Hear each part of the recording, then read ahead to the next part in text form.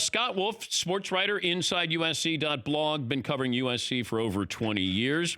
How did you react to the news that Clay Helton was keeping his job, Scott?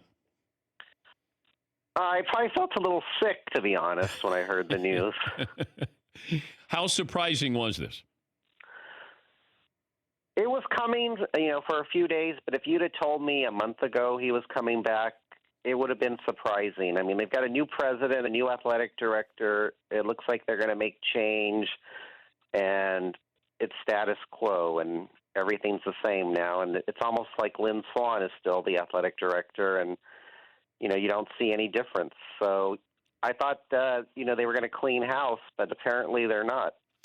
How much was, and I'm trying to figure this out of who was available, because usually if you make a coaching change, it's because you think you're going to get somebody or you know you're going to get somebody. I don't know if money was a factor and or was the person they wanted or persons they wanted not going to be available. Well, I've heard that they did talk to Bob Stoops, and I heard last night that there were some issues with how much money they were going to pay his coaching staff if he were to come. And I'm sure they put out some feelers to Urban Meyer, especially with, Reggie Bush and Matt Leinart sitting next to him every Saturday, and those guys are lobbying him to take the USC job. So, I don't know how committed they were to hiring a new coach. I mean, it's nice and easy to, save the millions of dollars on a buyout, but now they're in the situation where they're going to lose millions of dollars in ticket revenue and donations because they've offended the fan base like I've never seen it in the 20-plus years I've been covering USC. Is Clay Helton good? He's good at sucking up to his bosses, the president and the athletic director, because he gave them game balls after the UCLA game instead of Keaton Slovis, who passed a school record 500 yards. But I don't know how he's good. I mean, Mike Bone was defending him yesterday, but they've been one of the most penalized teams in the nation the last 3 years. So his job this year was to clean up penalties. So I don't know how good he can be. But also you had this time frame, as you point out in your column, there's like 4 days where that elapsed before they said, and we're bringing back Clay Helton.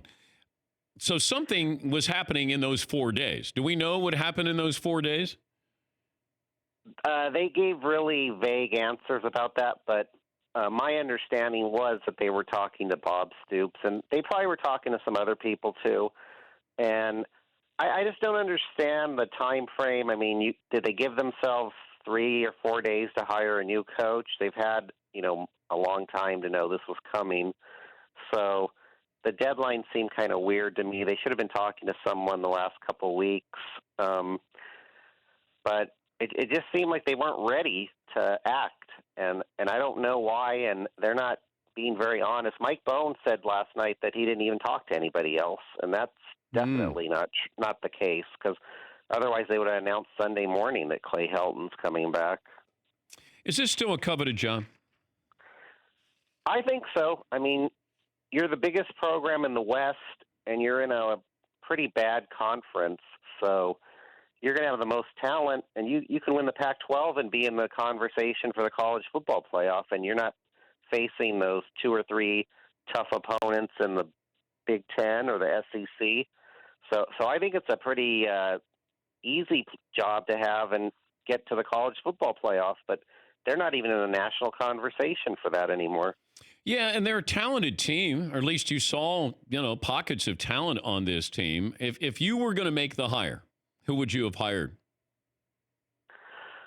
I really liked Matt Campbell at Iowa State. I thought he would have been a good hire for them because he's young, up and coming, and they would probably wouldn't have had to pay him as much as some of these marquee guys. But I don't even know if they talked to him, and it didn't seem like they did. So it just wasn't a good search. Now, if they'd gotten Urban Meyer, that would have been great. Everyone would have been happy.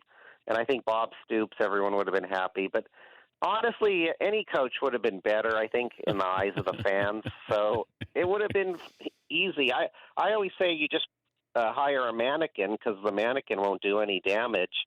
and Clay Helton does do damage as the head coach. So I think anybody would have been better.